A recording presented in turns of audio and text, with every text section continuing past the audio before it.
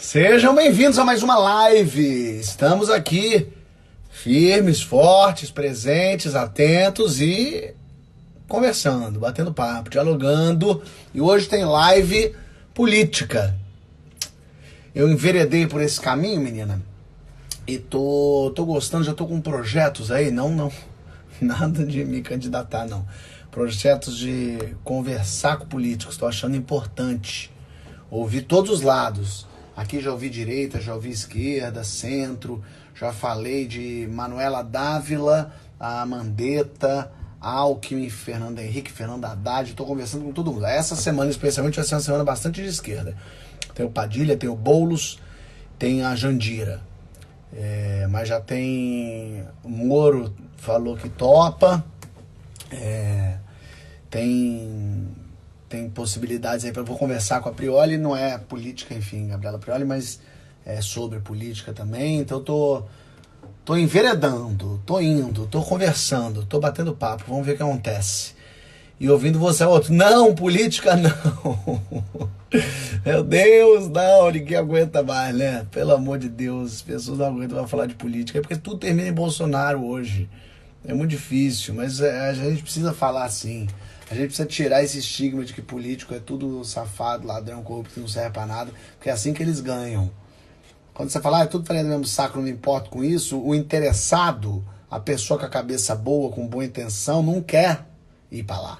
Mas os débil mental vão, os imbecil vão, os ladrão vão. E aí a gente deixa só os ladrão tomar conta, não pode deixar. Então precisamos falar com todo mundo.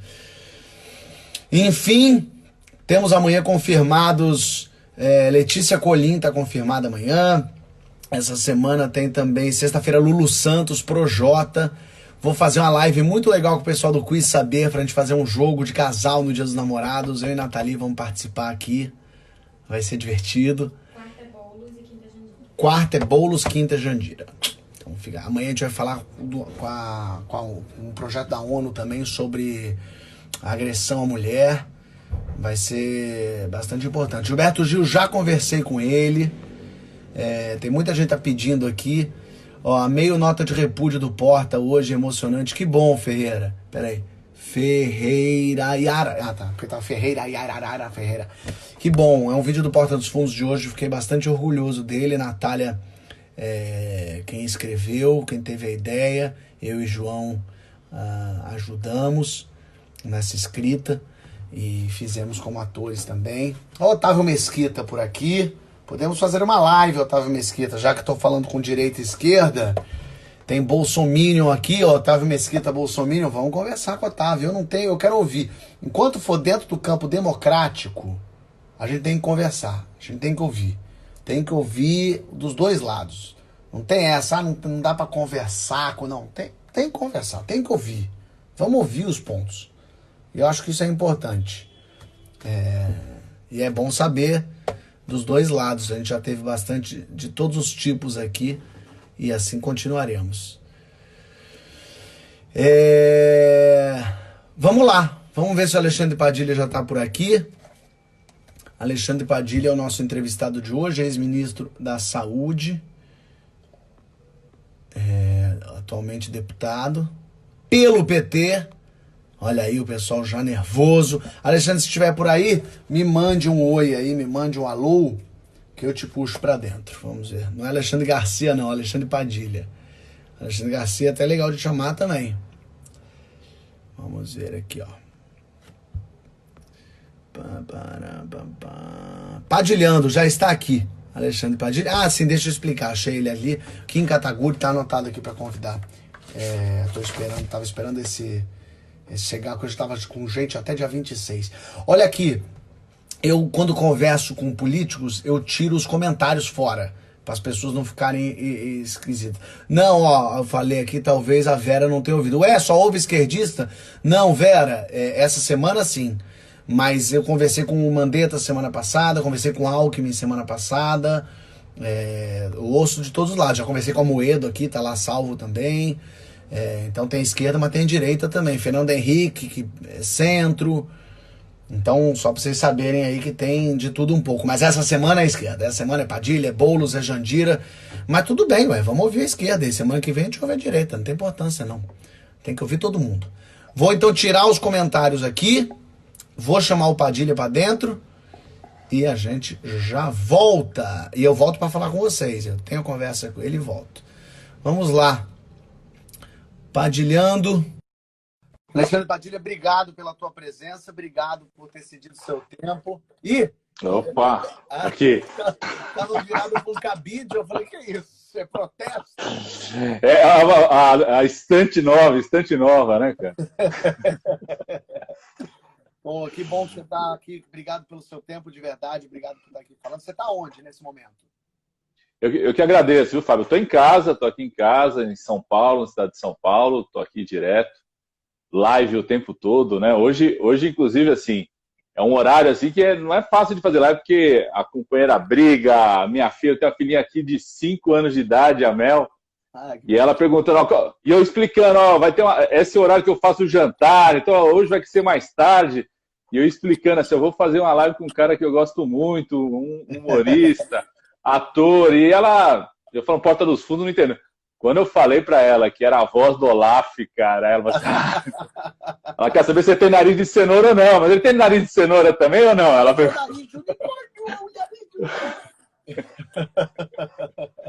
Que bom, que bom. Agora, Padilha, deixa eu te perguntar, a gente vai falar muito sobre a saúde e tal, mas existe um momento agora que vivemos aqui no Brasil que você é deputado federal pelo PT. Acabou, acabou. Se eu falar que você é do PT, as pessoas falam, é PT, eu não quero nem mais ouvir. Como é que você está lidando nesse momento em que a gente está tentando se conectar com todo mundo, tentar sair dessa polarização? Como é lidar com o fato de que o antipetismo virou um partido, ganhou a última eleição? Você faz parte de um partido, e aqui eu não quero nem mais entrar no mérito de se é ou não. Existe o antipetismo no ar. Como te bate isso? Como você lida com isso? Fala um pouquinho. Ô, Fábio, primeiro, né, foi até uma coisa gozada você perguntando isso. Hoje de manhã, na hora do almoço, estava debatendo numa TV junto com um deputado do PSL, né, Bolsonaro, tudo. E ele, no meio da fala dele, no debate, né, era na CNN, pode falar, né, era sobre Covid-19, essa coisa das informações, do Ministério da Saúde escondendo informações. No meio do debate ele falou assim, não, o Padilha eu gosto dele, ele é do PT, mas eu gosto dele, eu gosto de conversar com ele e tudo, né? Ele comentando isso, né? Primeiro, Fábio, assim, eu tenho muito orgulho de ser do PT, sempre fui, desde muito jovem, né? Eu tenho 48 anos de idade, quando eu entrei na faculdade em 89, foi a primeira campanha do Lula, então teve um envolvimento de muita gente, da juventude, tudo. Então tenho muito orgulho de sempre ter sido do PT, não penso em sair do PT. Muitos dos meus amigos assim, de escola perguntam, pô, Padilha, mas sai do PT, né? Não me vejo em nenhum outro partido, assim, sinceramente, assim, não vejo nenhum outro partido que não tenha os problemas que o PT tem, os defeitos que o PT tem e que necessariamente venha a ter as virtudes do PT, tenho muito orgulho disso, mas tenho clareza de que existe um antipetismo que tem a ver. Eu acho, assim, né, se o PT não tivesse a força que tem, não tivesse a capilaridade que tem, o PT era para ter sumido, era para ter acontecido com o Lula, com o Haddad, o que aconteceu com o Alckmin, por exemplo, nas últimas eleições, né? De tanto que o PT... durante anos, né, uma sequência de anos, virou o foco das críticas. Né, o PT foi visto como o partido mais corrupto do país, sempre foi divulgado dessa forma. Né? Eu acho que eu me posiciono dessa forma, sempre pensando, né, tentando trabalhar de duas formas. Primeiro, assim, eu não vou nunca deixar de lado o legado que o PT trouxe para o país, o significado que foi o PT, Partido dos Trabalhadores, para quem lhe deu voz, né? E, ao mesmo tempo, acho que a gente tem que estar de ouvidos muito abertos para ouvir quem critica o PT. Uma parte da crítica é daquilo que o PT tem de melhor, né? Uma parte dessa crítica é porque, por exemplo, eu fiz um programa chamado Mais Médicos, que vários dos meus colegas médicos passaram a me odiar, meus amigos, tudo, porque não admitiam que para colocar médico no meio da região amazônica, onde eu trabalhei como médico, coordenei o núcleo da USP durante 6 anos, no meio da região amazônica, população indígena, se precisasse, nós fomos atrás de médico em qualquer lugar, inclusive de Cuba, para levar para lá, né? Então, uma parte do ódio tem a ver com isso, tem a ver com o que o PT fez de inclusão social no país, a geopolítica. Agora, uma parte da crítica, eu acho que a gente do PT tem que ser muito humilde para estar disposto a ouvir, né? Saber que mudou muito a sociedade brasileira e com isso exige que o PT mude, como qualquer outro partido, né? Senão a gente vai ser ultrapassado. E uma parte da crítica, eu já ouvi muita gente falar uma coisa que é real. Ele fala o seguinte: pô, eu reconheço que o PT pegou o país quebrado, fez o que muita gente não imaginava que fosse fazer na economia.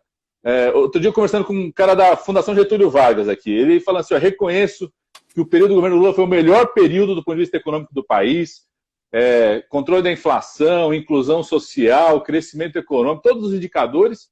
Só que, para mim, não basta o que vocês fizeram. Ele fala o seguinte: eu quero saber o que vocês vão fazer daqui para frente. Eu acho que talvez esse seja o maior desafio que nós temos, enquanto Partido dos Trabalhadores, todas as lideranças do PT, a Gleice como presidente, o Lula, que é a maior liderança popular que esse país teve, o Haddad, né, que é o meu grande irmão, companheiro, foi candidato a presidente, que ouvir, tá de ouvido aberto para tentar ouvir dessas críticas, uma parte delas que tem a ver de que a gente precisa, de fato, reapresentar um projeto para o país, né, os novos temas do país, por exemplo, eu que lido com o tema da saúde. Pô, travou um pouco, Alexandre, travou um pouco, eu tô aqui, mas acho que agora voltou. Voltou. Tá falando por exemplo, que lido com o tema da saúde. Pô, desde a minha formação como estudante de medicina, depois médico, o tempo todo isso. Nunca eu acho que a sociedade brasileira sentiu tanto a importância de um SUS forte, né? Então eu tenho que fazer uma defesa do SUS, reconhecendo a importância, né, de fortalecer esse sistema de saúde, da saúde ser como direito, mas ao mesmo tempo reconhecendo aquilo que é insuficiente no SUS hoje também. Então, eu penso muito isso em relação ao PT, né? É um partido que precisa ter coragem sempre e orgulho de defender aquilo que nós fizemos, que nenhum outro partido fez no nosso país, e ao mesmo tempo está de ouvido aberto, né, com muita humildade, para saber das insuficiências que a gente precisa reapresentar de projeto de futuro para o país. Mas eu acho que existe uma cobrança de a que custo que o PT fez isso? Ao custo de quanta corrupção que foi descoberta, e mais uma vez, o PT não inventou a corrupção, havia corrupção antes, há corrupção agora, mas o esquema que se descobriu, pelo menos, foi muito grande, foi para a prisão muita gente muito alta no PT. Então, essa cobra-se do PT uma autocrítica, cobra-se do PT assumir alguma coisa. Eu sei que isso é delicado, mas a sensação, esse antipetismo é também anticorrupção. O PT ficou associado à corrupção e está na cabeça das pessoas. Tanto é que você conversa com gente hoje que vê o que o Bolsonaro está fazendo. O cara que é um completo, uma besta completa, ele não consegue falar direito. E as pessoas falam: não, mas eu ainda prefiro o Bolsonaro ao petismo. Tudo bem que teve muita fake news aí em cima, tudo bem que teve um fortalecimento dessas ideias, mas que a corrupção está associada ao PT, isso está, e vocês precisam se desassociar disso. Se não é assumindo, eu não sei de que forma também, Padilha. Eu concordo que esse é um desafio, não tenho dúvida nenhuma, é um desafio para todo político. Eu estava te acompanhando desde o começo, você falou: vou falar de política, eu já tenho, lá vem, né?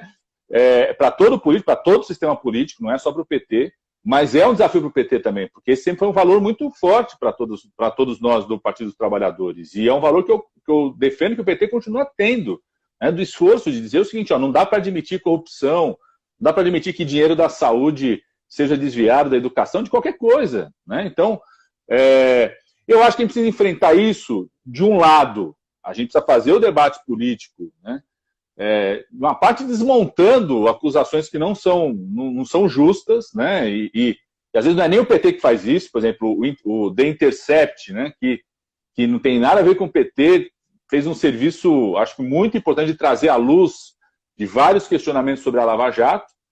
mostrar muito o que a gente fez. Às vezes nem precisa ser o PT. O Moro, outro dia, quando foi sair do governo Bolsonaro, reconheceu que o PT foi o que mais fez para o combate à corrupção. E, ao mesmo tempo, acho que é um desafio, sim, de todas as lideranças do PT, aí de todas as lideranças do PT, porque eu acho que essa é uma demanda da população como um todo, né?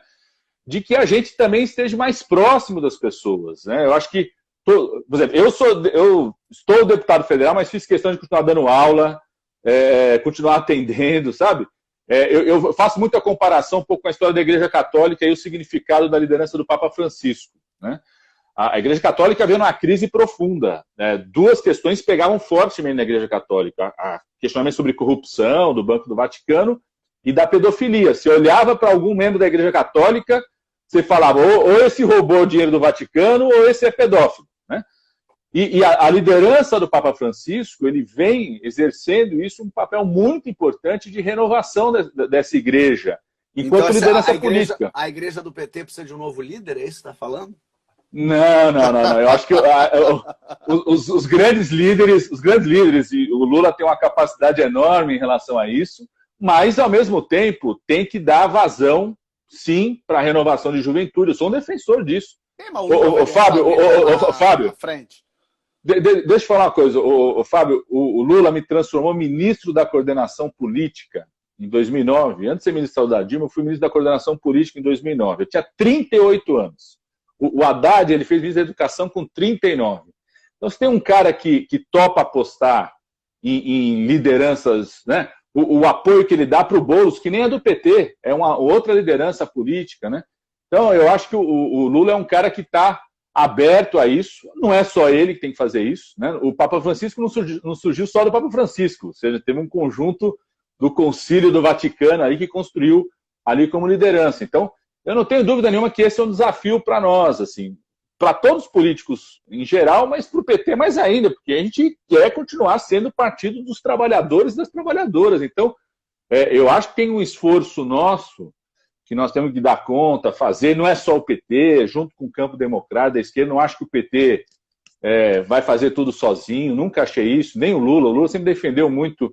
Eu me lembro muito, eu era da coordenação política do Lula, a gente em 2010, terminando o governo Lula, a Dilma sendo eleita, e o Lula, na cabeça dele, ele fala o seguinte, ó, a Dilma vai ter 4 anos de mandato, se for reeleita vai ser mais 4, depois tem que ser um outro partido para assumir, nós podemos ter lideranças no mesmo campo.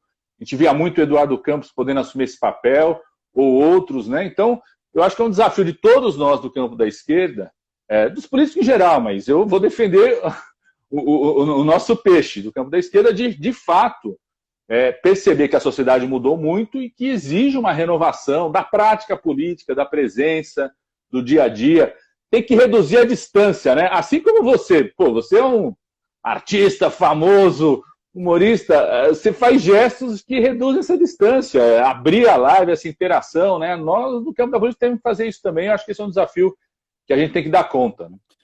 Só para terminar, PT, a gente entrar na saúde, você falou coisas maravilhosas que o PT fez, coisas incríveis que o PT fez, e o que o PT não fez? O que faltou?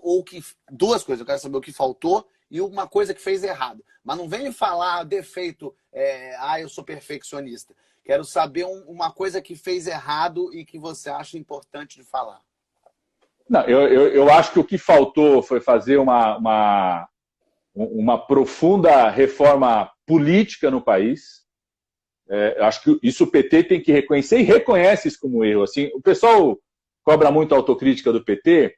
Quando a gente vê os documentos dos encontros do PT, do Congresso do PT, todos lá reconhecem, não fizemos a reforma política. E nós não fizemos, em parte, porque eu acho, sim, que teve gente... Não era fácil fazer, não é fácil fazer a reforma política no Congresso, você mudar a dinâmica dos partidos, essa quantidade de partidos que tem no país, mudar o financiamento, não era fácil.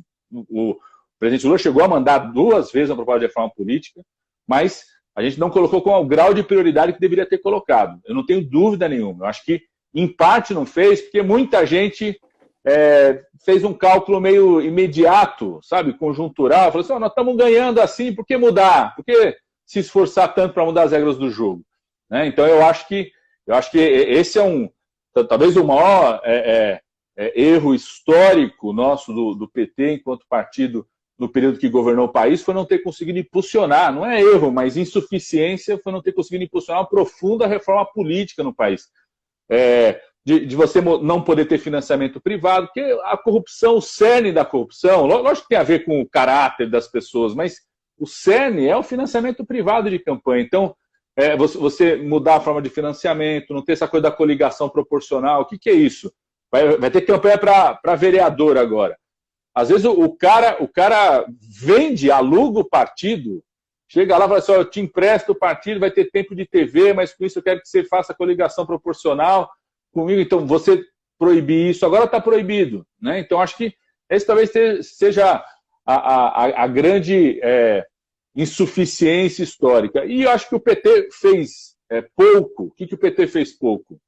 E é interessante, poxa, assim, em 2007, a gente acabou de ganhar a reeleição do presidente Lula, eu fazia parte da coordenação política do governo lá. Era uma secretaria chamada Secretaria de Assuntos Federativos. Então a gente fazia relação com os governadores e prefeitos. E eu num debate interno do PT, eu falava o seguinte, nós fizemos uma grande inclusão social no primeiro mandato, no segundo mais ainda. Né? No segundo mandato do Lula, inclusão social, crescimento, aumento do salário mínimo, novas universidades. Para você ter ideia, mais de 60% dos leitos de UTI no SUS que tem hoje, que são poucos, mas dos 60% que tem foi feito nesse período. Né?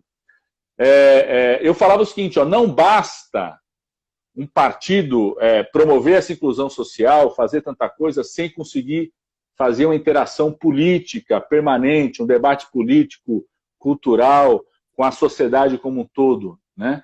E eu usava muito o exemplo do que foi o governo Roosevelt nos Estados Unidos, né? Pós a crise econômica, até a Segunda Guerra Mundial, né? O chamado New Deal. O governo Roosevelt promoveu uma grande inclusão social, crescimento nos Estados Unidos, mas não tinha um partido de esquerda para debater valores, debater ideias, debate cultural, ideológico que os bolsonaristas nos acusam de fazer, que a gente tem um marxismo cultural.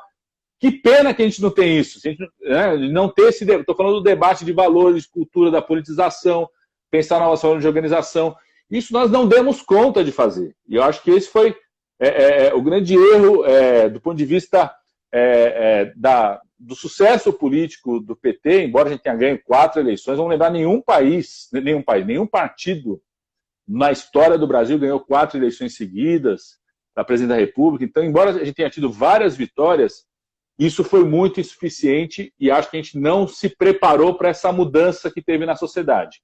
Seja da coisa do mundo online, né, da interação, juventude, seja a mudança do espaço de trabalho. Né? O PT surgiu como um movimento sindical que tinha aquelas fábricas enormes. Essas fábricas enormes não existem mais. Não tem esse lugar onde o trabalhador se encontra. Né? O trabalhador se encontra, às vezes, na igreja, em outros espaços. Onde está o PT nisso? Então, acho que esse a gente fez pouco e a gente precisa se dar conta disso para enfrentar o próximo período. Boa, boa. Falando de Covid, estamos reabrindo estados, cidades. Aqui no Rio eu já nem sei, mas cada hora eu vejo uma notícia. Abriu o estado, não abriu a cidade. Agora a justiça bloqueou a permissão para abrir. Já virou aquele referendo que é diga sim ao não. Ao sim, eu já não sei mais se pode sair de casa ou não, virou uma confusão. Na sua opinião, o Brasil está pronto para reabrir? Não está. Não está. E assim, primeiro, Fábio, a gente precisa pensar, acho que tem 2 questões que são muito importantes nisso. Primeiro, as pessoas precisam virar a chave. Tem muita gente que está com a chave e a gente é um país do hemisfério norte. Tá vendo os países do hemisfério norte começando a abrir agora, depois que passou o inverno, já quase terminou a primavera inteira, vários deles ficaram períodos, né, 4, 5, 6 semanas em fechamento total, e todos eles estão saindo, reabrindo aos poucos, com muito cuidado. Né? O Brasil não está no hemisfério norte, nós estamos no hemisfério sul, a gente nem começou o nosso inverno ainda. Né? O período de maior transmissão dessas doenças respiratórias, elas acontecem, sobretudo, no final do outono e ao longo do inverno no nosso país. Então, essa é a primeira coisa. A gente tem que ter clareza de que o nosso processo de abertura, reabertura, vai ter que ser bem planejado e que provavelmente a gente vai custar assim, esse outono e inverno inteiro, mais ou menos o que aconteceu com o hemisfério norte. A segunda coisa, o Brasil é enorme. Então é assim, o Brasil está pronto para reabrir? Talvez algumas regiões do país estejam, outras não. Então eu, inclusive, fiz um projeto de lei nesse sentido, quarta-feira até vai ter o debate na Câmara sobre ele, que é exatamente isso, que é um pouco o que os países do hemisfério norte estão fazendo, as principais experiências na Alemanha. Mesmo o Trump, os Estados Unidos, a Casa Branca determinou, lá os painel de especialistas, disse o seguinte, ó, primeiro, é por região. Segundo, é por fase. Então tem a fase 1. Fase 1, região que estava em alta transmissão, não pode pensar em abrir nada se não tiver 14 dias de redução de casos, redução sustentada de casos, se não souber qual é o número de lotação dos hospitais. Mesmo a Casa Branca, essa é a orientação que fez. Então, esse meu projeto trabalha essa ideia de você dividir por regiões. Se é possível, você pega o Rio de Janeiro. Certamente, a minha avaliação, a distância, que a região metropolitana do Rio de Janeiro não teria condições de reabrir. O que não significa que alguma região do Rio não possa reabrir. Eu sou aqui de São Paulo. Região metropolitana, São Paulo não deveria reabrir agora. O que não significa que não tenha regiões, região mogiana, do interior do estado, que você não tem esse crescimento nos últimos 14 dias. Então, para reabrir de forma planejada, primeiro, precisa estabelecer isso por região. Segundo, um acompanhamento do número de casos, aí não só os casos confirmados, precisa ser também os casos suspeitos. Por quê? Porque o Brasil faz pouco teste.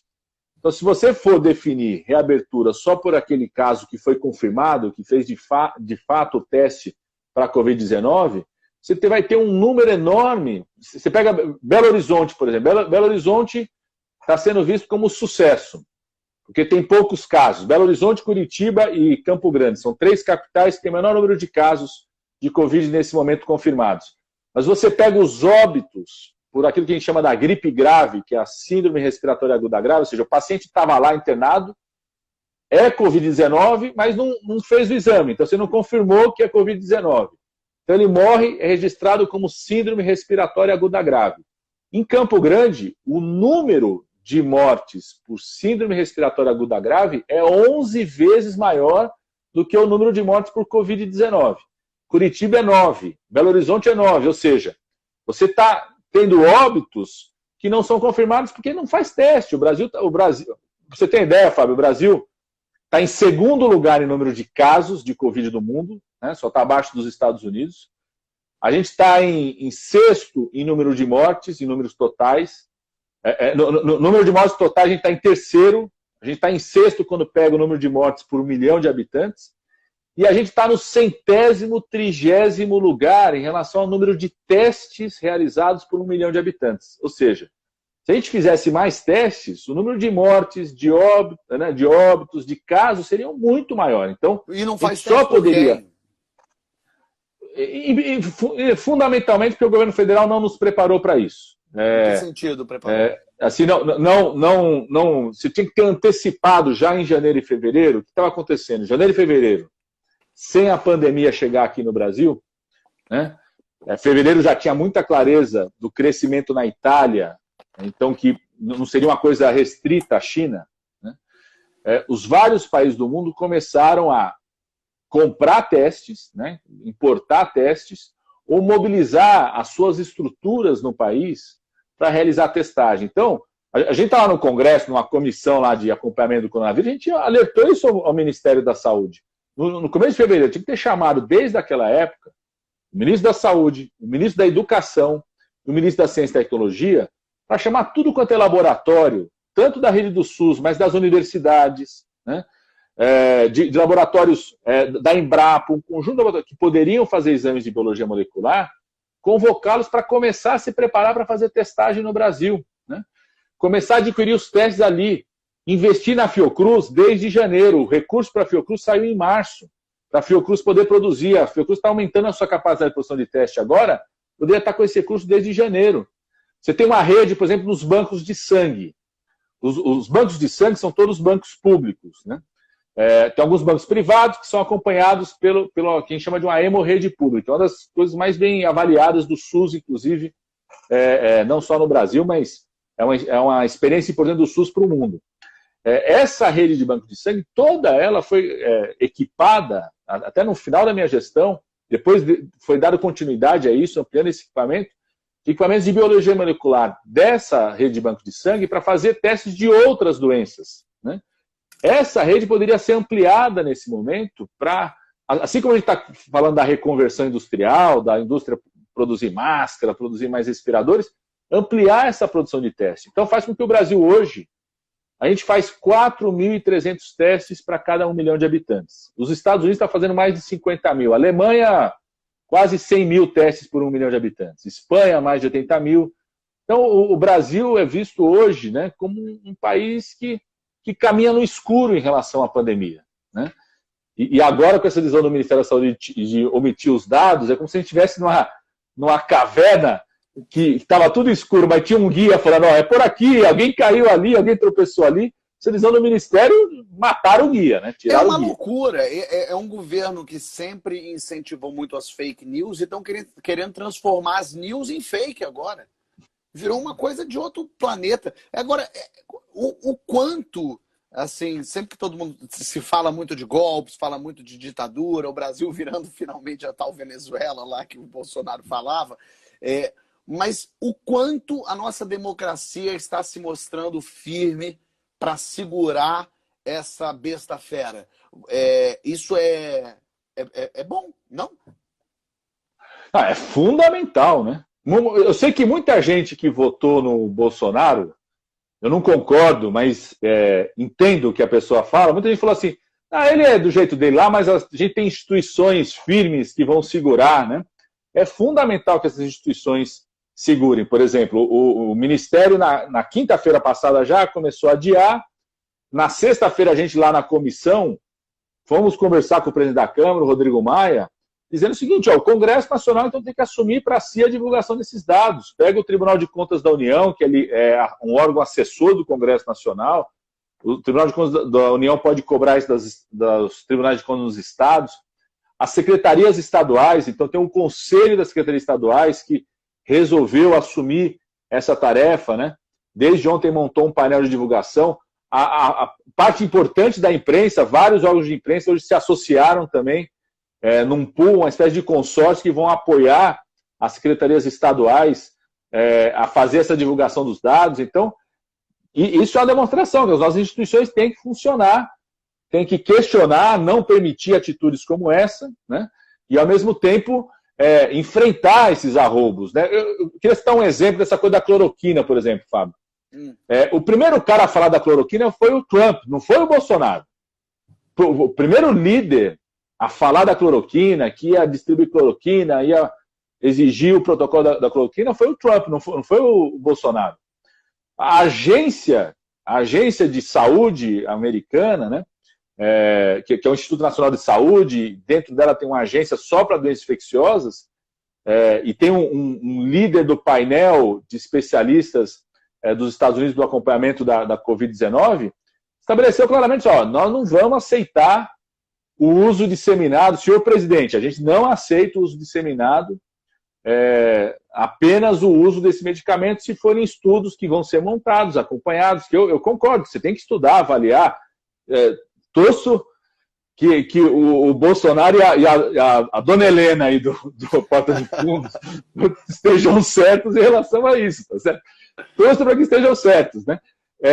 Então, isso é instituição funcionando. Ou seja, um presidente tem uma ideia, tive a ideia que vou salvar os Estados Unidos da América. A gente falou, peraí, né? E não permitir a utilização disso, né? Então, eu acho que Bolsonaro, ele o tempo todo testa a nossa democracia, as nossas instituições.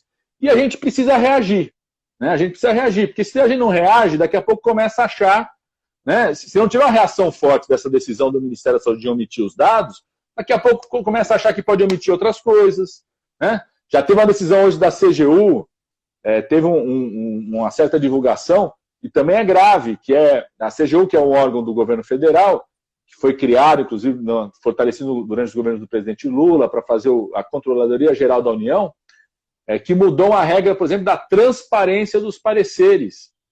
Ou seja, toda vez que um presidente vai vetar alguma coisa, alguma lei, ele tem que vetar, cada ministério se posiciona. Foi uma conquista da lei da transparência que o posicionamento do ministério seja público, todo mundo fique sabendo qual foi o posicionamento do ministério. Ele tem, inclusive, justificar, tecnicamente, porque teve aqui. A CGU hoje diz que não, baixou uma portaria lá, diz que não vai ter mais a publicidade dos pareceres também.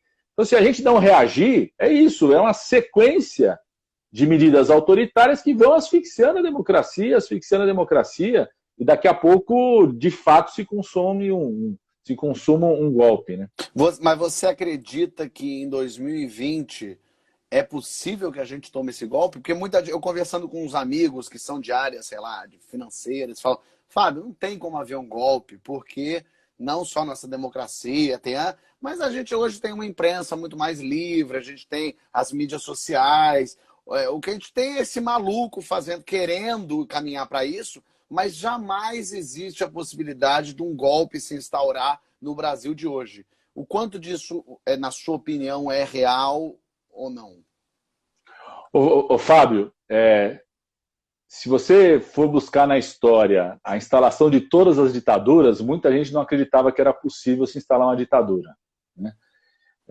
A ascensão do Hitler, do nazismo, é clássica em relação a isso. Muita gente não vai acontecer, nós temos instituições sólidas, né? É lógico que eu concordo com uma parte dos seus amigos que estão falando isso, a gente vive um contexto completamente diferente. Se fosse há 10 anos atrás, eu te diria, eu acharia muito difícil existir, não é um golpe clássico, mas a possibilidade de instalação de um governo extremamente autoritário, que pudesse cercear a imprensa, censurar os artistas, né?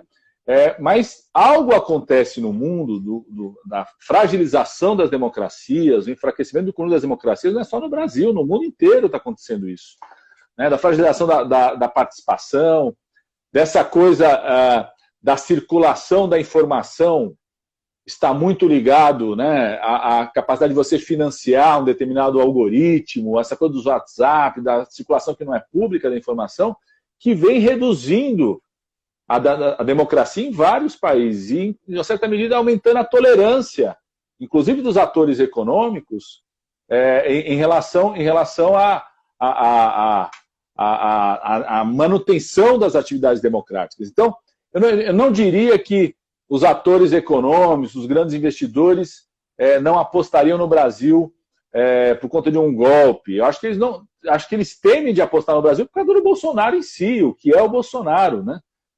Por exemplo, essa decisão do Ministério da Saúde de esconder as informações de saúde é uma mancha no país hoje que é muito difícil de ser retirada depois, porque quem é investidor internacional vai ter dúvida, está recuperando mesmo, está reduzindo os casos nesse país ou não, né? Que é a dúvida que tem hoje sobre os dados de meio ambiente no nosso país e outros dados, né? Daqui a pouco serão os dados econômicos, o cálculo do PIB. Então, eu não acho que a gente está na iminência de ter um golpe clássico, como a gente viu em 64, não é isso. Mas do avanço de medidas autoritárias. Um exemplo, né? Há 5 anos atrás seria inadmissível um presidente da República justificar a troca da Polícia Federal como o Bolsonaro justifica a troca da Polícia Federal. Imagina o que aconteceria 5, 6, 10 anos atrás. Você transformar a Polícia Federal numa polícia política, de operação política ou de proteção aos seus filhos, à sua família, é gravíssimo em relação à democracia, né? Há 5, 6 anos atrás seria impensável um presidente da República ter feito aquela fala que o Bolsonaro fez, naquela reunião horrível dos ministros, que ele defende o armamento da população. Seria impensável um presidente da República falar um negócio daquele lá e continuar com o presidente da República. Ele fez uma declaração nesse sentido. Então, eu acho que o tempo todo tem sido testado quais são as nossas instituições democráticas. Não que a gente tenha um risco de ter um golpe clássico, mas a gente está vivendo já, nós estamos vivendo com o governo Bolsonaro, o avanço em medidas autoritárias, de você reduzir o espaço público, reduzir o espaço da liberdade. Você sabe quantos colegas seus no campo da cultura, eu faço parte da Comissão de Cultura na Câmara, não já sofreu censura, algum tipo de censura, ou corte de patrocínios, né? está acontecendo, ou seja, são um avanço em medidas autoritárias. Se a gente não botar o pé na porta, daqui a pouco arromba a porta mesmo. Então, acho que nós estamos num momento grave e importante que quem preza pela democracia nesse país, independente da sua opinião política, precisa estar junto para a gente enfrentar esse risco autoritário no país. Esse clima de impeachment do lado da esquerda, é claro, é nítido. Já tem lá, sei lá, 35 pedidos de impeachment. E ele não vai andar enquanto o Centrão não comprar essa briga. É isso? E o Centrão só vai comprar essa briga a hora que a reivindicação popular for insuportável. Você acha que desses pedidos de impeachment é possível que eles andem? E se andarem, é possível que eles cheguem às vias de fato? Fábio, eu acho que tem duas questões aí. Primeiro, eu acho que tem a situação atual que nós estamos vivendo. Está no meio de uma pandemia, muita gente sofrendo, é a maior tragédia humana que o país já teve, né? Pegar um número aqui, Brumadinho, por exemplo, morreram 250 pessoas em Brumadinho, né? E a gente assiste aquilo como uma grande tragédia, e foi, né, um acidente gravíssimo. Está marcado na história de todos nós. O incêndio da Boate Kiss. Eu era ministro da Saúde quando teve o incêndio da Boate Kiss. Saí de Brasília lá para Santa Maria, no Rio Grande do Sul. Foram centenas de jovens que morreram. Aquilo marca para a gente o tempo todo, né? Estamos falando de 100, de 250. Hoje confirmaram mais de 37 mil mortes, daquelas que são confirmadas, sem contar aquilo que está subnotificado. Então, primeiro tem uma situação real e concreta que é a tragédia humana que nós estamos vivendo. Então, é muito difícil você fazer esse debate político, caminhar alguma coisa no sentido do impeachment. Os juristas, né, já classificaram vários crimes de responsabilidade, várias entidades, como os juristas a Associação Brasileira dos Juristas pela Democracia, já apontaram, a OAB tem debatido isso, mas é difícil um tema como esse caminhar diante de uma pandemia como essa, de uma situação que nós estamos vivendo. Então, acho que essa é a primeira questão, né? O outro é que, historicamente, no nosso país, a gente viveu um período recente, né, a minha geração, a sua, que viveu a redemocratização do país, começou a participar da política com democracia. Os dois impeachments que aconteceram no país, no começo muita gente achava que não ia dar em nada, né? Mas com a pressão popular, com a mobilização popular, com a evolução da situação do desgoverno no país, foi crescendo esse movimento a ponto de acontecer, né, de acontecer a interrupção desses governos. Então, eu não tenho dúvida, Fábio, aí quem está falando não é o político, não é do PT, é o médico. Nós não vamos nos recuperar dessa tragédia humana se o Bolsonaro continuar como presidente da República. Teria que fazer uma quarentena política hermética nele, tá certo? Porque ele, para mim, está cada vez mais claro. Eu sempre desconfiei disso. Para mim, outro dia, os caras da Espanha vieram perguntar, quando tinha acontecido 100 mortes no Brasil, eles vieram perguntar o seguinte: Padilha, você acha que o Bolsonaro vai mudar o discurso dele? Agora são 100 mortes. Ele falava que era uma gripezinha. Eu falei assim: o Bolsonaro nunca teve compromisso com a vida. A vida nunca esteve no centro de um projeto de sociedade, de governo, dos discursos do Bolsonaro. Pelo contrário, ele sempre desprezou muito isso, né? Ele falava em número de mortes como se fosse contabilidade de guerra, né? Então, nunca salvar a vida esteve no centro desse projeto do Bolsonaro. Nós estamos enfrentando a pandemia que não vai acabar da noite para o dia. A gente vai viver, não quero assustar ninguém, mas a pandemia H1N1 da gripe influenza, foi 2009, 2010, durou 14 meses, declarada como pandemia. Tinha vacina para a influenza, a gente adaptou o vírus rapidamente, então no mesmo ano já tinha vacina em 2009, e tinha um medicamento eficaz reconhecido. Mesmo assim, durou 14 meses. Essa pandemia atual, a gente não tem vacina, perspectiva realista, realista otimista, tem uma vacina para o ano que vem, e olhe lá, né? E a gente não tem um medicamento eficaz ainda. Então vai durar mais do que 14 meses. Nós deveremos ter, até 2022, uma pandemia. Não significa que a gente vai ter que ficar trancado em casa. É isso que eu ia não precisa, você não vai ter que ficar trancado em casa o tempo todo, não vai ficar sem ver o Vasco da Gama, não é isso, tá certo? Vai ter momentos de distanciamento, de relaxamento, né? Passando inverno, a gente vai viver isso. Imagina viver, conduzir isso com o Bolsonaro como presidente da República, com a sucessão de crimes de responsabilidade que ele já cometeu e com o desprezo que ele tem pela vida, pela manutenção da renda das pessoas. Então, mais do que criar um clima, é uma necessidade política interromper esse governo. Então, eu acredito, Fábio, sinceramente, que passado esse clima, né, de maior distanciamento que a gente está vivendo, vai crescer muito. Eu fico imaginando, Fábio, quando a gente puder se reunir em algum lugar, o que vai acontecer das pessoas diante de um país que vai ser... O Brasil é hoje o segundo maior número de casos, terceiro número absurdo de mortes. Provavelmente, com certeza, nós seremos pelo menos o segundo número de mortes.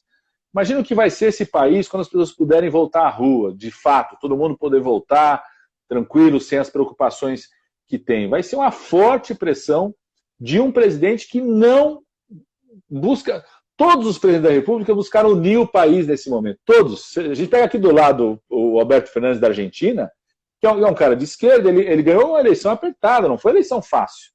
Hoje ele está com mais de 80% de aprovação, porque buscou unir, né? Eu tenho vários governadores que não são do PT ou oposição, mas que se preocuparam em unir nesse momento e crescer a sua avaliação.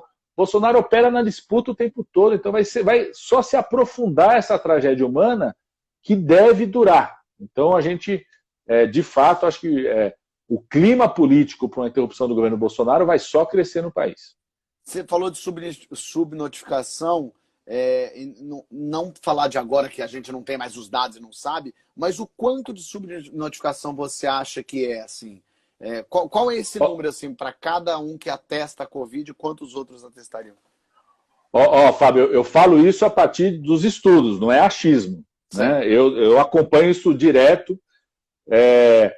A gente já começou a fazer no Brasil, do último mês para cá, pega final de abril, mês de maio inteiro, vários estudos que a gente chama dos inquéritos sorológicos. O que é isso, né? Você vai lá, colhe sangue de todo mundo, independente se a pessoa tinha sintoma ou não, você vê se ela tem lá no sangue o anticorpo do Covid-19 que mostra que ela teve contato com o vírus. Você pega esses vários estudos, a subnotificação no Brasil está variando de 7 a 15 vezes mais, depende da região. Uou. Mas 7 a 15 vezes mais, para você ter ideia. Um outro estudo é você pegar os óbitos, você comparar os óbitos. A gente montou, eu estava no Ministério quando a gente montou isso, a gente montou um sistema de vigilância das doenças gripais. Isso depois da pandemia de 2009 e 2010, da H1N1. Que é quando o médico vai internar alguém, ele não sabe ainda qual que é o tipo de vírus, ou se é uma bactéria que está causando aquela internação, ele escreve lá síndrome respiratória aguda grave. Essa informação vai para o sistema de informação do Ministério. Quem coordena é a Fiocruz, na época a gente botou a Fiocruz para coordenar isso. Foi bom que deu uma certa independência, inclusive, nesse sistema hoje. E ali você tem uma ideia, por exemplo, de quantas pessoas estão sendo internadas que não têm Covid confirmado. Eu estava te falando, no mês de maio, as capitais, Campo Grande, a cada uma morte de Covid-19 confirmada, nós tivemos 11 de síndrome respiratória aguda grave não confirmada, né? Curitiba, Belo Horizonte, 9, né? Palmas de Tocantins, 7 vezes mais. Então, vários estudos apontam aí para que a gente tenha uma subnotificação dos óbitos que varia de 35% a 65%. A gente deve ter subnotificação dos óbitos, pensando aí o Brasil como um todo. Algumas capitais isso é maior. Por exemplo, eu citei Campo Grande, chega a ser 11 vezes mais síndrome respiratória aguda grave. E sabe uma outra coisa, Fábio, é o seguinte: o Bolsonaro, ele tem uma certa corrente de pensamento, né, na saúde pública. O Bolsonaro repercute muito isso, que está correto no sentido que é o seguinte: uma pandemia como essa, de transmissão respiratória de uma pessoa para outra, só tem um jeito de parar, né, de acabar, quando a maior parte das pessoas estiverem imunes. Então a gente calcula que você tem que ter 70% a 80% da população totalmente imune para você estancar isso, você tem menos pessoas suscetíveis. Tem dois jeitos de ser alcançado. Todo mundo se infectar, em algumas vezes é isso que acontece, ou você conseguir uma vacina eficaz que vai lá e protege 70% a 80%. Uma boa parte desse pensamento do bolsonarismo, ele estava inspirado na ideia que o Reino Unido começou isso, né, no início da pandemia no Reino Unido, a tese inicial deles era essa, a Suécia até uma semana atrás manteve essa tese, que tinha que proteger os idosos, proteger quem tinha doença crônica, doença cardíaca, doença pulmonar, diabetes, e deixar as pessoas se infectarem para chegar o mais rápido possível a 70%, 80%. Essa tese faliu em dois momentos. Primeiro, deixar isso acontecer, começou a ter centenas de mortes, né, porque se alastra muito rapidamente, entrou em colapso vários sistemas de saúde. E segundo, passado o período mais crítico da pandemia, quando foram fazer o tal do inquérito sorológico que eu estava dizendo, para saber qual o percentual da população que se infectou, se viu que foi um percentual muito baixo ainda, com uma tragédia muito grande. Para você ter ideia, Nova York, que todo mundo, se está dizendo Nova York, todo mundo assistiu, viu o drama de Nova York. Passado o período crítico da pandemia em Nova York, fizeram um inquérito sorológico, o percentual de infecção da população variou de 20% a 25%. Ou seja, para chegar a 80%, é uma tragédia 4 vezes maior do que Nova York assistiu. Então, imagina o que é isso, né? Aqui no Brasil, por exemplo, o inquérito de Manaus, que todo mundo viu. Manaus foi a nossa Guayaquil. Gente morreu em casa, na rua, uma situação trágica. O inquérito sorológico agora que foi feito em Manaus deu 12% da população infectada. Ou seja, chegar a 70%, 80% seria uma coisa 6 vezes pior do que aconteceu em Manaus. Então, essa que é a gravidade dessa estratégia que o Bolsonaro defende, que a gente já viu ele falar, isso aqui só vai parar quando 70% das pessoas estiverem infectadas. É verdade, mas milhões vão morrer se isso acontecer, né? Milhões de trabalhadores de saúde vão ser infectados se isso acontecer, e a economia afunda do mesmo jeito, porque você não salva a economia sem salvar a vida. Não existe economia viva se as pessoas não estão vivas, né? Ou se o próprio investidor tem receio do que pode acontecer naquele país se tem uma pandemia não controlada. Lógico, que loucura. Agora, uma coisa que eu não entendo, uma ignorância minha, me ajuda aqui a entender. Então, estamos vivendo agora a pandemia e estamos reabrindo. Aí, daqui 15 dias, cai de novo, todo mundo pega essa doença porque foi para a rua e se infectou. Aí todo mundo volta para casa de novo.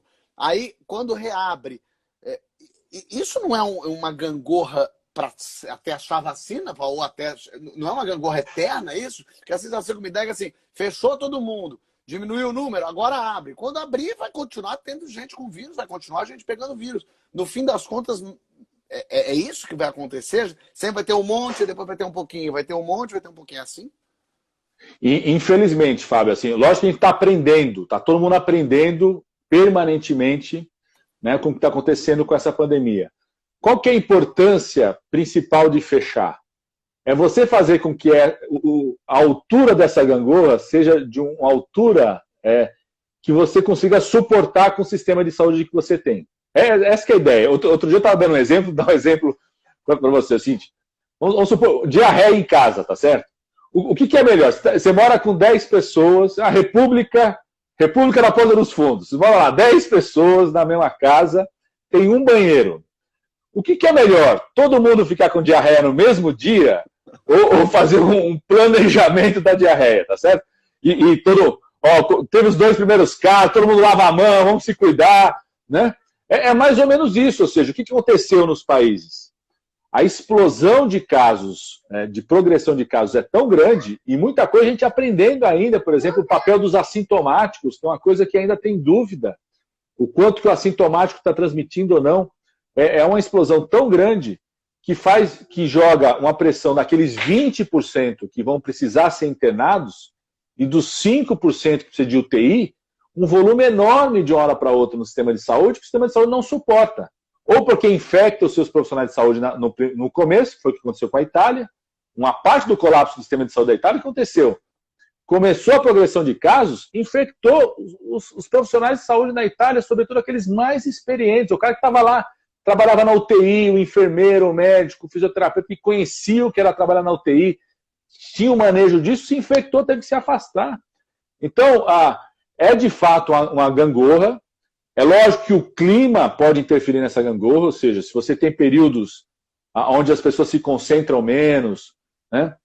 O transporte coletivo não está andando com janela fechada, menos aglomerações, você pode ir reduzindo o crescimento desses casos de uma forma que você vai conseguindo expandir o sistema de saúde, preparar o sistema de saúde para suportar essa situação. Então, o mundo inteiro está vivendo. A Alemanha, por exemplo, que tem uma história muito bem avaliada de controle, né? Não aconteceu na Alemanha, aconteceu na Itália, eles são ali do lado, são vizinhos, não aconteceu o que aconteceu na França, né? Conseguiu controlar essa situação. A Alemanha agora cancelou a Oktoberfest deles. Vai acontecer na última semana de setembro e outubro, que é quando vai começar o outono deles, eles cancelaram, não vai ter, com receio do que pode voltar a ter de crescimento de casos naquele momento até lá. Exatamente por isso, Fábio, porque o percentual, por mais que é uma tragédia gravíssima, o percentual de pessoas infectadas ainda é relativamente baixo, né? Os países estão tendo isso, 20%, 15%. Quem teve situação mais trágica, tem lugares que teve 5%, 6%. A Suécia que o chefe ali do Departamento de Saúde da Suécia disse, vamos fazer isolamento vertical, todo mundo aqui só fica em casa quem quiser, né? O distanciamento vai ser voluntário, achando que ia chegar a 70%, fez o inquérito agora, deu 7%. E ele reconhecendo, a nossa estratégia não deu certo, e nós somos dos países escandinavos o que mais morreu gente, né? A vergonha da toda a Escandinávia ali é a situação da Suécia, ou seja, então a gente vai de fato. Muita gente me pergunta, eu sou médico infectologista, o pessoal vai, Padilha, quando é que a gente vai voltar ao normal, né? Eu tenho falado isso, não tem jeito, a gente vai ter que construir um novo normal, um outro normal. Então, carnaval pode esquecer. Eu acho que muito provavelmente a gente não vai ter carnaval ano que vem, vamos ter que fazer live de carnaval, vai ser o carnaval, sabe, tem o papo daqueles caras que são carnavalescos de sofá, acho que vai todo mundo ser meio carnavalesco de sofá, vai ficar todo mundo sentado, assistindo os velhos carnavais, vai ter sessão dos velhos carnavais, a Portela dos anos 70, não sei o que, vai ter que ser uma coisa assim, né? Lógico assim, tô apostando não, mas tô dizendo assim, provavelmente hoje nós vamos ter muita dificuldade de fazer o carnaval como a gente faz, né? Agora, o próprio gol. Fala. Não, fala. Não, fala. Não, o próprio governador da Bahia disse isso. Ele falou assim, se não tiver vacina, não vai ter carnaval. Imagina, né? O da Bahia já falou, e sabe a força do carnaval da Bahia, a importância que tem, não só para a cultura e identidade, mas para a própria economia, né? Mas você sente que o brasileiro cansou da quarentena? Ele está vamos voltar, gente, deixa, eu não aguento mais ficar em casa, não dá, além de, lógico, gente que não consegue, gente que está quebrando, gente que não tem sustento, não tem como ficar em casa, mas você sente que existe uma parcela grande de pessoas que acha que, no fim das contas, vão embora logo para a rua, porque não dá mais para ficar assim, e aí te acrescento nisso, é um momento em que as pessoas estão desconfiando da ciência. A ciência só é boa quando traz coisa para mim que me seja útil. Quando a ciência traz uma informação desagradável, eu desdenho dela? Fábio, assim, hábitos saudáveis nunca é uma coisa... eu sempre digo, né? Para você despertar hábitos saudáveis, tem que ter alguma coisa prazerosa no hábito saudável, né? Em tudo, alimentação, fumar... bebida alcoólica, tudo, né? Você se expor, velocidade, por exemplo, eu era secretário de saúde do Haddad aqui em São Paulo, quando o Haddad estabeleceu o controle de velocidade nas marginais. Em 6 meses, despencou o número de mortes na marginal, de acidentes de carro, despencou. Mas a pessoa fala assim, mas eu não conheço ninguém que morreu na marginal, mas conheço gente que já teve multa por isso, tudo, então... hábito saudável nunca é algo que você consegue consolidar se você não despertar algum prazer. Então, acho que a gente vive, sim, duas situações. Uma é essa, um certo cansaço, que não é só cansaço, tem coisa de saúde mental mesmo, né, aumenta, isso o mundo está mostrando, aumenta o problema de saúde mental, aumentou violência doméstica, a gente viu isso, né, o aumento da violência doméstica aumentou feminicídio, então tem questões muito concretas, tem que se escancar o machismo que tem na nossa sociedade, tudo. E a outra coisa, que é o grande desafio que o Brasil tem, que é essa coisa de como a gente construir esse distanciamento físico para a realidade brasileira. Um é o problema da renda. É isso, tem muita gente que está desesperada para sair de casa para trazer comida para a geladeira. Porque o governo federal não garante a renda básica como deveria garantir. Você pega o Trump nos Estados Unidos, fez um cheque de mais de $1.000 para todo americano. Ou seja, né? Então a gente precisa ter políticas reais que mantenham a renda das pessoas, capital de giro para o pequeno e médio empresário. Então o cara que tem restaurante, o cara que tem bar, né, pequenas pousadas, está tudo desesperado em relação a isso. Então tem que ter apoio concreto do governo federal em relação a isso. E a gente, de fato, precisa ter políticas, aí eu cobrando muito assim dos governos municipais, estaduais, que adaptem essa ideia do distanciamento para a realidade de várias comunidades nossas, que é aquela história, assim, boa parte das nossas comunidades mais vulneráveis vivem 5 pessoas no mesmo cômodo. Então como é que você fala fique em casa para 5 pessoas estarem no mesmo cômodo? Né? E ao mesmo tempo, eu pego aqui na cidade de São Paulo, você tem essa situação, por exemplo, a Heliópolis é a maior favela aqui da cidade de São Paulo, eu tenho um trabalho muito próximo com o pessoal lá da UNAS, é um momento muito legal, há décadas o pessoal trabalha lá, na área da educação, tudo.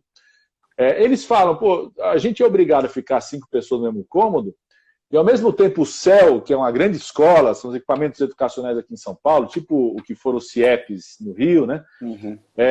Estão fechados, ou seja, o poder público podia tirar quem está infectado, fazer um acolhimento nesses CELs.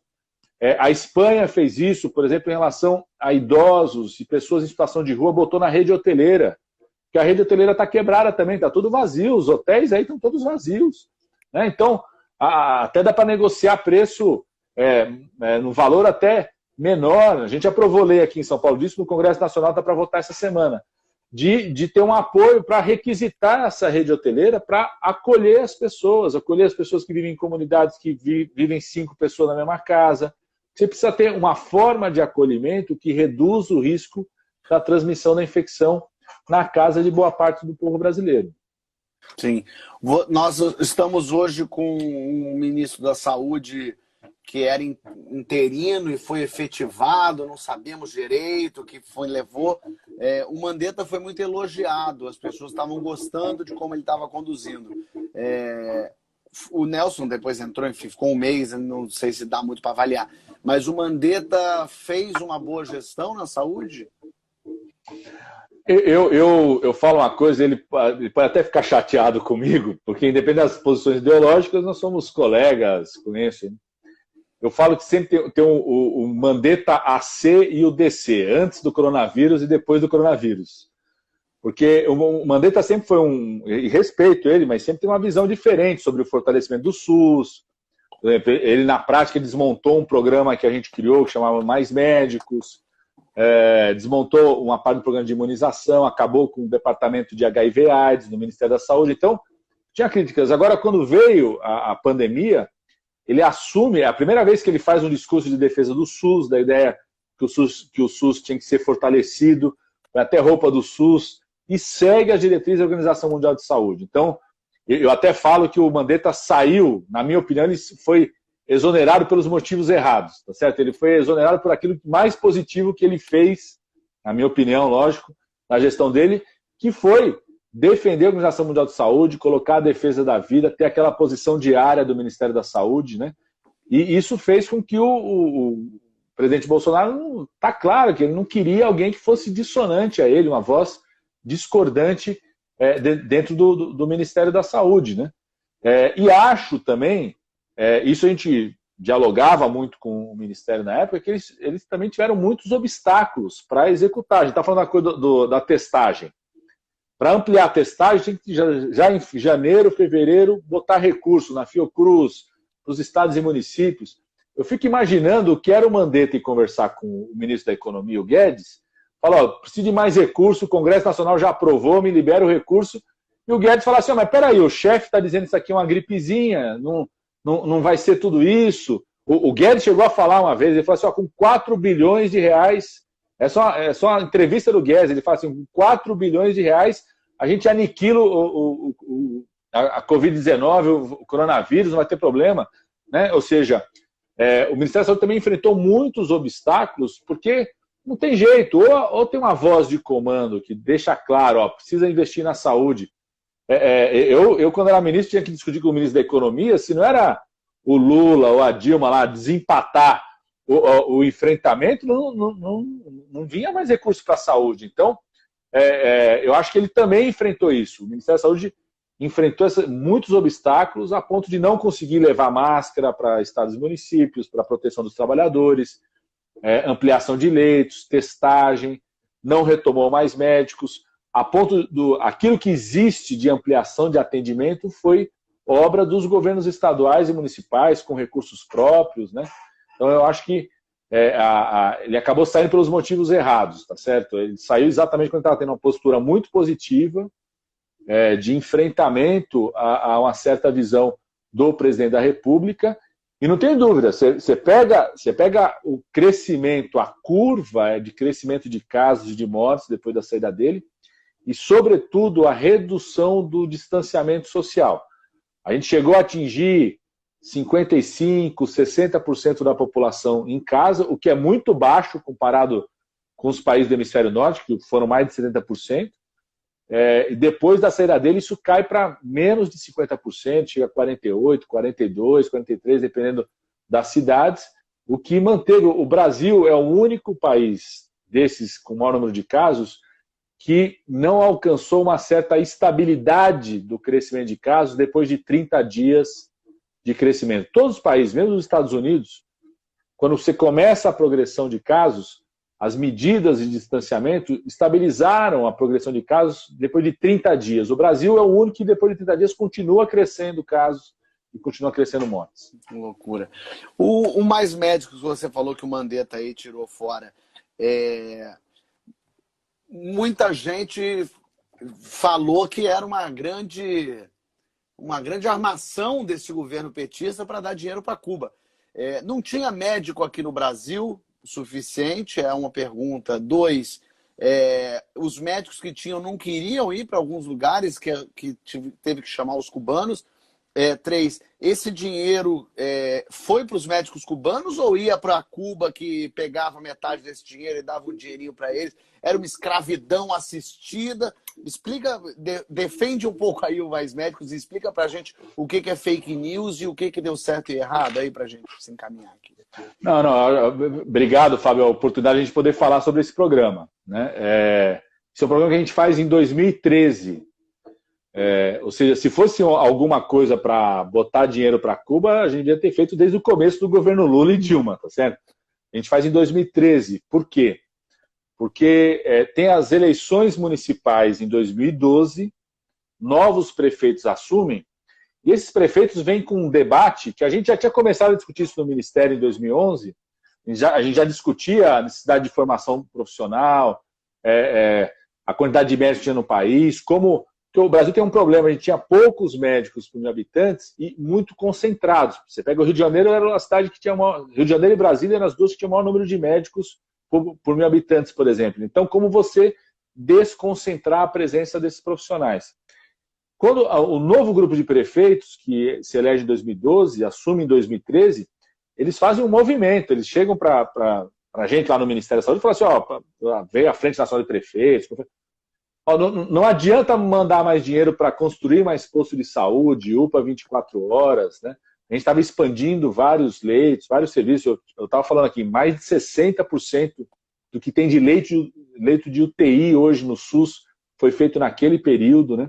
Eles falam, não adianta mais você mandar equipamento, estrutura, porque eu não consigo ter médico mais para atender. Então, vocês vão ter que resolver esse problema de alguma forma. Então, a gente já vinha discutindo isso, construímos um programa, a gente foi discutir no governo federal, na presidenta, todo mundo, falamos do que significava, porque a gente já foi conhecer as experiências do mundo inteiro, o mundo inteiro, sobretudo aqueles que têm sistemas nacionais públicos, tem como um dos fatores para conseguir levar médicos para as áreas mais vulneráveis, trazer médicos de fora. Para você ter uma ideia, o Sistema Nacional Público Inglês, no Reino Unido, que existe desde a Segunda Guerra Mundial, é o mais tradicional do mundo. 37% da força de trabalho médica no Sistema Nacional Público Inglês é de médicos estrangeiros. Nos Estados Unidos dá 20%, a Austrália 21%, Canadá 22%. O Brasil, na época, não tinha 1% de médicos estrangeiros. Porque é caro você formar um médico no seu país, não é uma formação barata, você tem que garantir hospital para treinar.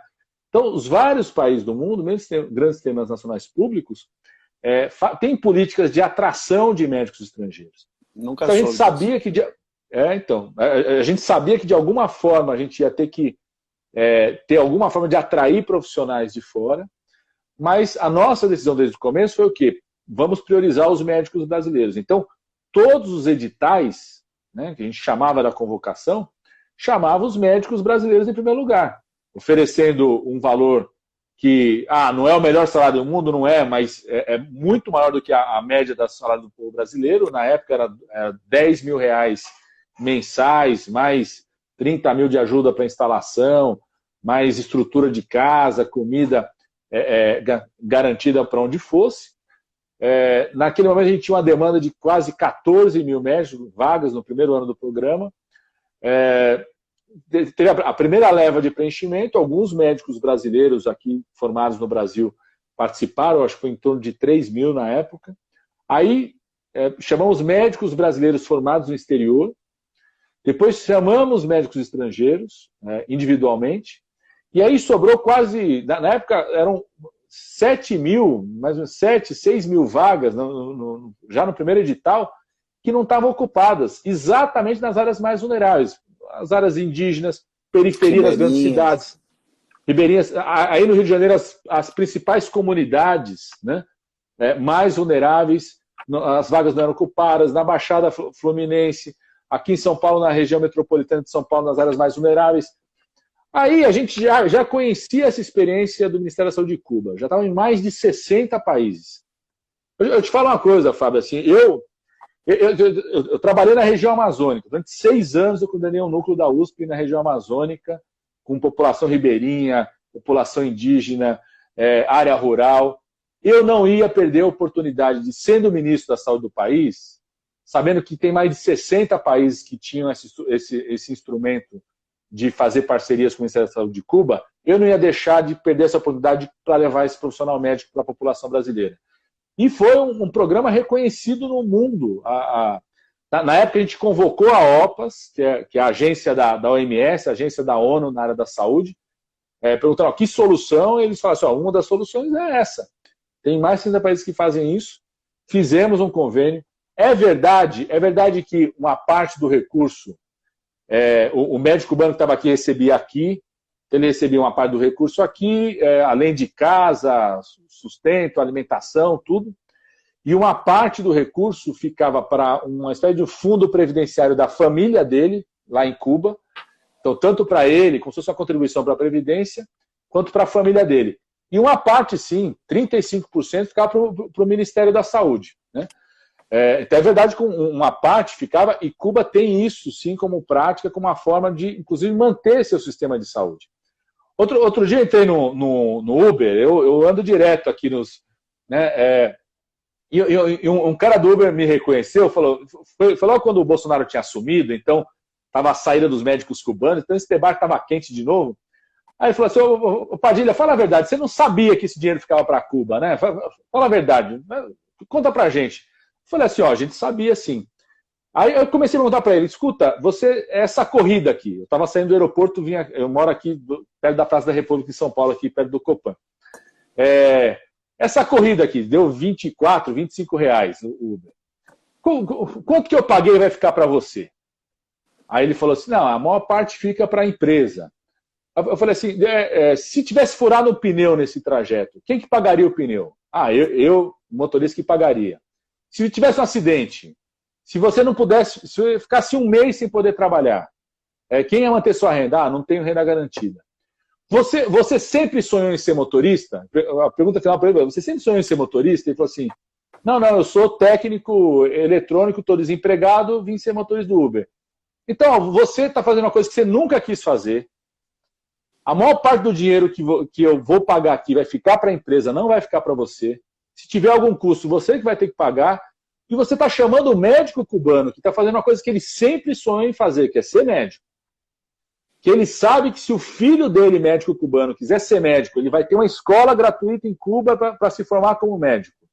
Se a família dele tiver um problema de saúde, vai ter atendimento gratuito lá. Ele sabe que uma parte desse atendimento é garantido por esse esforço dele.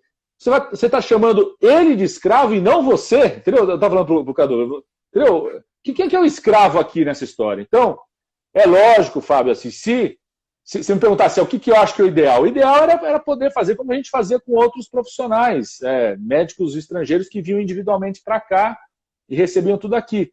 Mas tem uma coisa também, por exemplo, esse médico vieram os espanhóis, argentinos, vários vieram atendendo mais médicos. Passaram os 3 anos, eles voltavam para os países de origem ou para outros lugares, mas não tinham uma carreira fixa. Mesmo esse médico cubano, ele tem uma carreira fixa. Tudo bem, é para os padrões de Cuba? É para os padrões de Cuba. Para a gente é difícil até aceitar, compreender o padrão de remuneração. Mas ele tem uma carreira fixa, ele tem uma previdência garantida. Mas pelo fato de ser uma ditadura lá, eu acho que isso pega, né? Porque no fim das contas você está dando um dinheiro para uma ditadura, né? Diferente você ter médicos colombianos, médicos equatorianos. É um dinheiro que você está dando para um governo cubano que é uma ditadura, enfim. Não, eu concordo que essa coisa do sistema político era um tema trazido. Mas, alguém pergunta, alguém deixa de comprar produto da China, por China não ser uma democracia? Alguém deixa de comprar petróleo das Arábias? As Arábias é um modelo de democracia, né? Então, eu concordo que esse convênio, né, essa parceria, eu também sempre falava isso, eu não estou fazendo uma defesa do regime político de Cuba, mas eu estou fazendo a defesa da qualidade desse profissional que é médico cubano, que assim, a diferença que eles fizeram onde eles atuaram aqui no Brasil é impressionante. Pra você ter ideia, Fábio, dos 8.500 que saíram em dezembro quando assumiu o governo Bolsonaro, em 2019, voltou a aumentar a mortalidade infantil na população indígena, algo que não aumentava 10 anos antes. A gente vinha reduzindo ano a ano a mortalidade infantil na população indígena. Por quê? Porque a única vez que a gente conseguiu garantir médico o tempo todo nas áreas indígenas foi com os médicos do Mais Médicos. Então, eu sei, até entendo essa crítica política que existia, mas ela existe para Cuba, não existe para a China, não existe para as Arábias, não existe para outros países, não existe para a relação do empresário aqui. Eu falava isso, os meus colegas médicos falavam isso, falavam assim, escuta, quanto você acha que o plano de saúde para onde você trabalha e você ganha X, quanto que ele está ganhando? Aí ele falou assim, não, é verdade. Até me falou assim, é que eu sou livre, né? Então tem um conceito, uma certa ideologia da liberdade, né? De que ela na prática não existe. É livre, mas a sua vida inteira você vai estar trabalhando para esse plano de saúde que te explora, né? Enquanto isso, a maior parte da população brasileira ficava sem médico, né? A gente abriu muitas escolas médicas, então hoje a dependência é menor, né? Muita gente, por exemplo, eu entrei na faculdade de medicina em 89, na Unicamp, né? Então, dos 90 alunos da minha turma, tinham 2 negras e 10 tinham feito escola pública. Há um tempo já eu voltei para a Unicamp, faço doutorado lá, dou aula nos cursos de mestrado, acompanho o pessoal da área de graduação. Hoje, mais de 30% da turma é formado por negros e negras, né? Mais de 80% fez escola pública. Então, o programa Mais Velho também permitiu uma inclusão, junto com a parceria com a educação.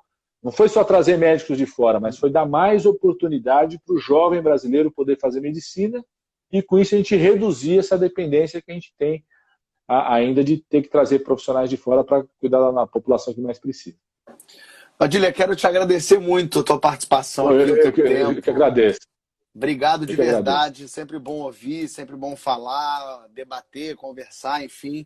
Eu tenho sempre feito no final com os políticos umas perguntas que eu faço lá no Que História é Essa, Pochá, para saber um pouco da vida, a história um pouco Tá da vida. bom. Quero fazer com você. Vixe. Qual, Marília qual... Gabriela, momento Marília Gabriela. Ping-pong, jogo rápido. Ó, eu quero saber se vai rolar aquela foto que junta você e o cara que você está entrevistando. Eu quero saber. Políticos, eu não quero autógrafo. Eu não quero autógrafo, mas eu quero essa foto. Eu quero. Vamos fazer.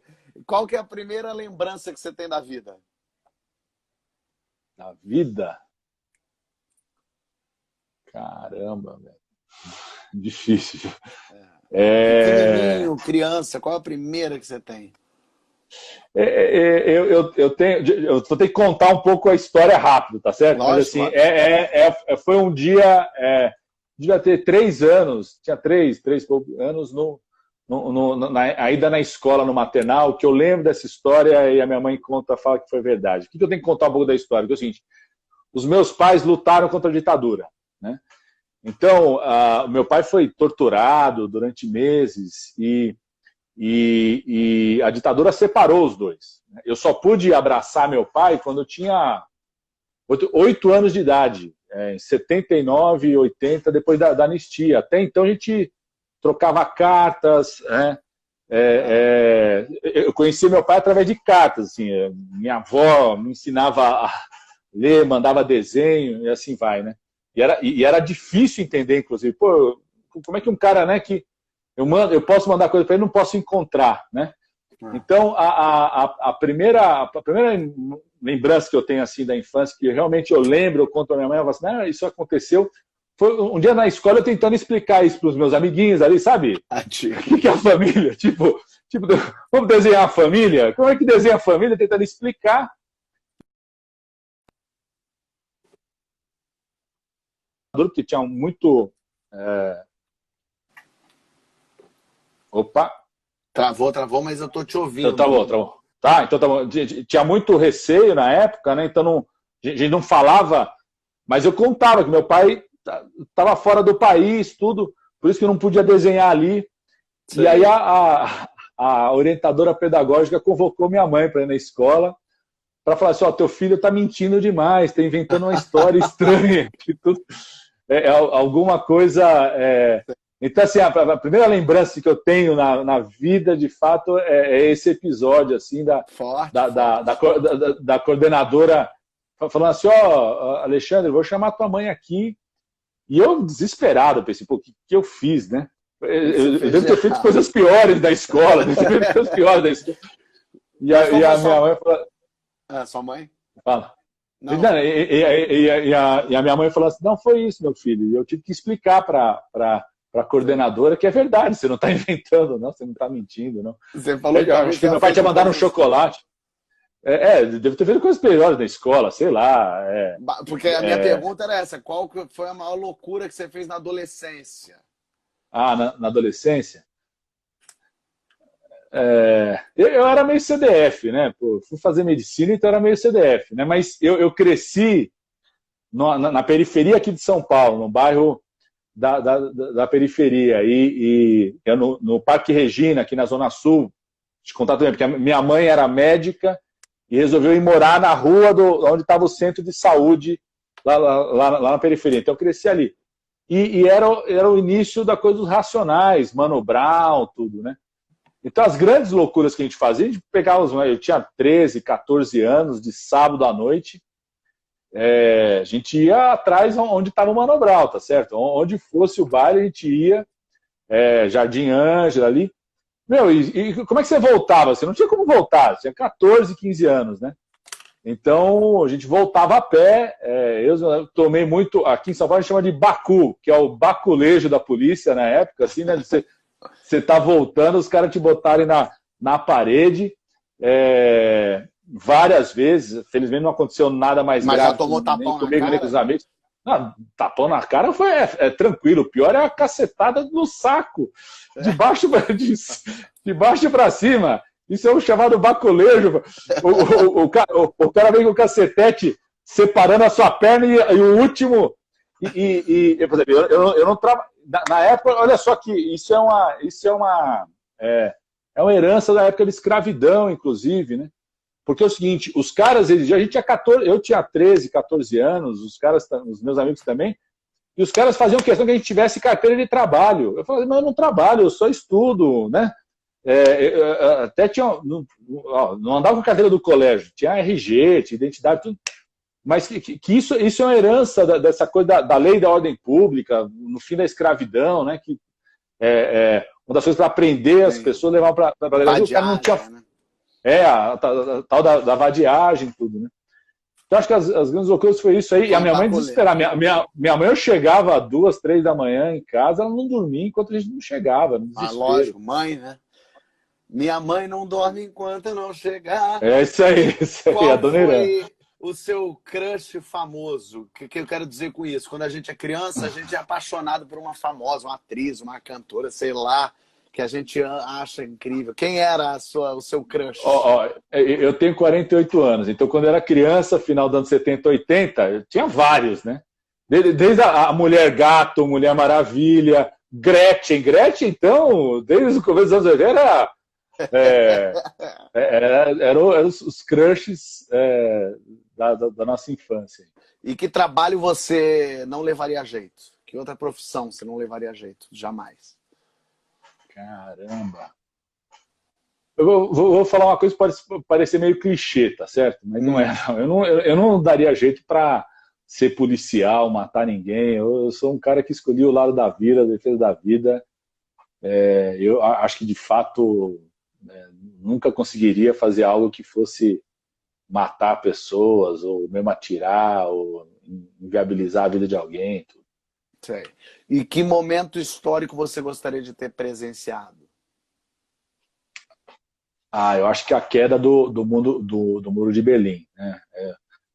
Aconteceu em 89, eu vivenciei, mas aqui à distância, né? Tinha entrado na universidade. Eu vi aquelas imagens, eu queria estar lá, né? Imagina poder estar lá,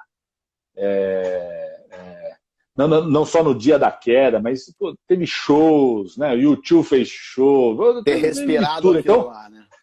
A sensação assim, a gente está inaugurando uma nova era o símbolo do fim da Guerra Fria e de que outro mundo era possível. Eu acho que se tivesse um momento histórico que eu gostaria de ter vivenciado é esse. Eu tive a oportunidade de vivenciar vários momentos históricos aí por conta do governo federal, Lula, mas se tivesse um momento histórico, acho que seria esse, que tem a ver com a minha geração. Eu era tinha 17, 18 anos, estava me formando meu pensamento político, né, tudo. Acho que para mim é muito marcante ali, queria estar lá e se pudesse ter um pedacinho do muro guardar, acho que guardaria para sempre. Assim, como lembrança desse momento histórico.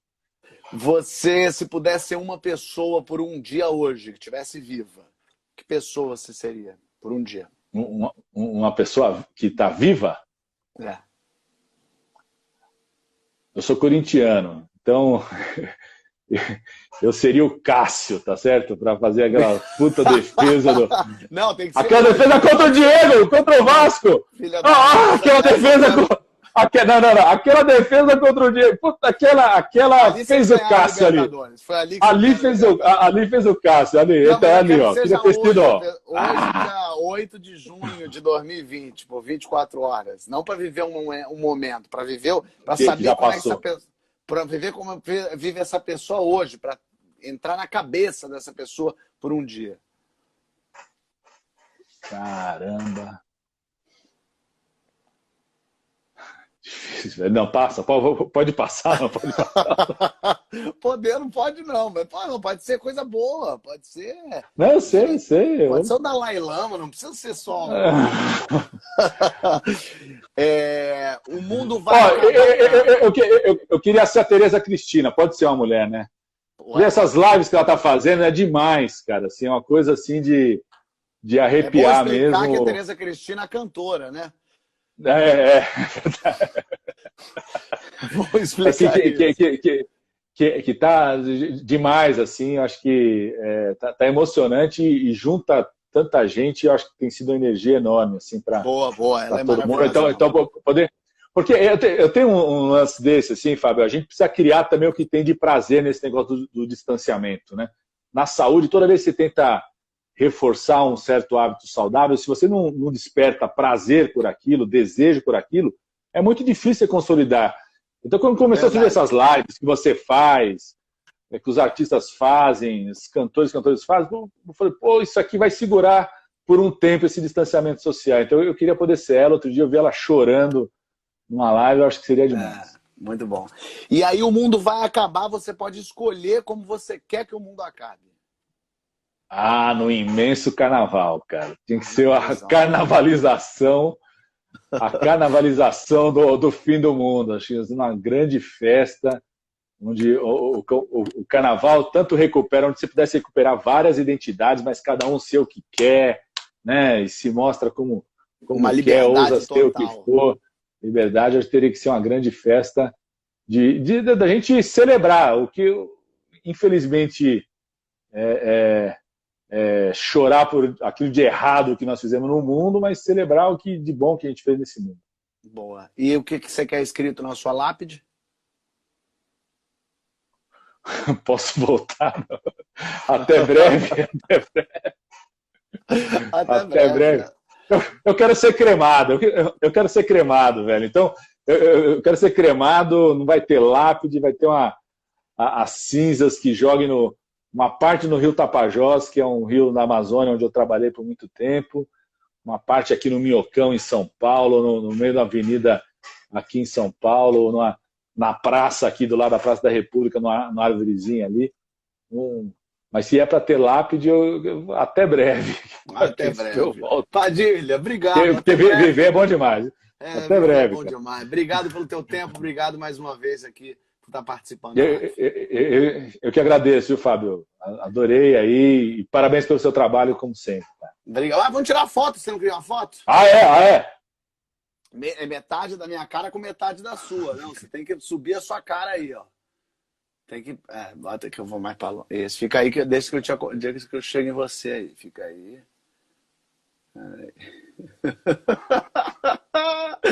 Valeu, obrigado, Pagi. Foi. Até a próxima. Tchau, um abraço, amigo. Alexandre Padilha.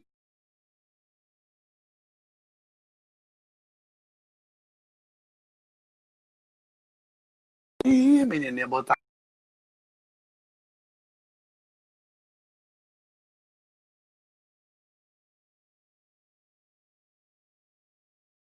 A culpa no faz dela, mas não tá, não. Tá ali fazendo. Deixa eu mostrar pra vocês aqui, Nathalie. Mentira, tá com a toalha fazendo o pé. E aí, gostaram? Fomos bem, né? Fomos até 8h30, enfim. Eu tava tentando. O Instagram, quando ele derrubava com 1 hora, ele me dava essa desculpa, mas agora eu vou emendando na conversa, eu vou andando pra frente. Enfim. E aí, que sentiram? Gostaram, entenderam, ouviram? Tem coisa ali que eu não tinha pensado ainda. Eu tenho gostado dessas lives, que eu mesmo tenho me surpreendido para os dois lados, para a direita e para a esquerda. O Laurentino Gomes, eu entrei em contato com ele no Twitter, mas ele não me respondeu. Queria muito ouvi-lo também. O pessoal, vimos Nathalie passando atrás de você. Tu passou, o pessoal viu. Que bom que o pessoal está acompanhando aí. Mas eu tenho entendido coisas, ouvido uns contrapontos, às vezes me convencem, às vezes não. Hoje tem papo, corre que hoje tem papo de segundo, tô sabendo, pode deixar. Vou jantar e vou lá pra Globo. Cadu Moliterno passou aqui, interessante. Aí, Cadu, a gente marcou nossa live, né? Não marquei, tem que marcar isso bonitinho. Ele é sensato, olha, a história dos mais médicos são importantes esclarecer. É interessante. Depois, pena, não perguntei pro Mandetta dos mais médicos. Talvez fosse bom ver por que ele achou que ele devia tirar, né? Porque, enfim, é bom entender também. Houve uma explicação. O Átila não foi ainda também, mas o Átila eu não chamei, mas não chamei por minha causa aqui mesmo, porque ele está na minha listinha aqui dos nomes que eu anotei para chamar. O Thalita aqui já desesperado com as lives. A quarentena vai acabar, gente. Não tem por que vai essa live no meu closet. Pois tem isso.